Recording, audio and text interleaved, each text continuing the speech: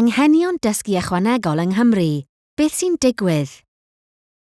Awyddoch chi fod gan bron i chwarter o ddysgwyr yng Nghymru rhyw fath o anghenion addysgol arbennig. Mae deilliannau dysgwyr ag anghenion addysgol arbennig yn isel o gymharu â gweddill y disgyblion yng Nghymru. Mae'r system bresennol yn seiliedig ar fodel sydd wedi bod ar waith ers dros 30 o flynyddoedd, felly mae angen ei ddiweddaru.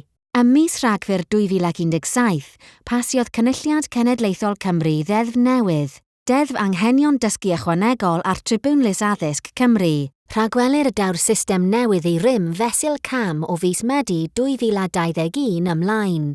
O dan y system newydd, ni fyddwn yn cyfeirio at anghenion addysgol arbennig mwyach, yn hytrach byddwn yn sôn am anghenion dysgu ychwanegol, ADY.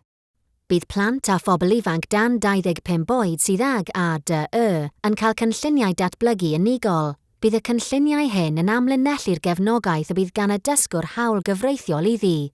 Rhaid cymryd pob cam rhesymol i ddarparu'r gefnogaeth a'r ddarpariaeth hon os oes angen trwy gyfrwng y Gymraeg. Bydd yr holl asiantaethau sy'n cefnogi'r dysgwr, boed yn asiantaeth addysg, gwasanaethau cymdeithasol neu wasanaethau iechyd, yn gweithio mewn partneriaeth.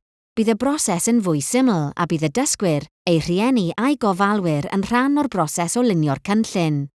Bydd hyn yn fodd i osgoi anghytundeb a datrys unrhyw anghydfod yn gyflym pan fydd yn codi. Bydd gan bob dysgwr ag ADY yr un hawl i apelio os bydd angen iddynt herio penderfyniadau. I wneud yn siŵr bod pawb yn deall y broses gyfreithiol newydd, bydd Llywodraeth Cymru'n cyhoeddi cod ar gyfer y system ADY, a bydd rhaid dilyn y cod hwn. Rydym yn gwybod y bydd rhaid i ni wneud mwy na newid y gyfraith yn unig mwyn creu'r system rydyn ei heisiau. Byddwn yn buddsoddi yn y gweithlu addysg mwyn gwneud yn siŵr bod y sgiliau cywir gan y rheini sy'n gweithio gyda dysgwyr ag ADY. Rydym yn gweithio gydag amrywiaeth eang o wasanaethau i'w helpu i baratoi ar gyfer y system newydd a datblygu cysylltiadau gwaith agosach.